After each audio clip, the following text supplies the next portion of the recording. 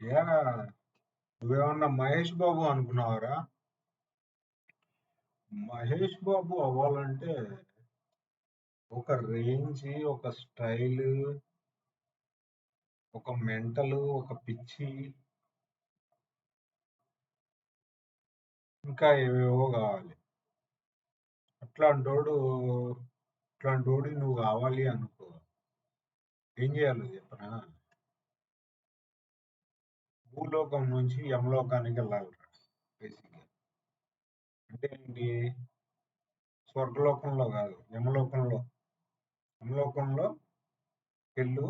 ఆ తర్వాత స్వర్గలోకం నుంచి యమలోకంలో ఆ మహేష్ బాబు ఉంటాడు అన్నమాట.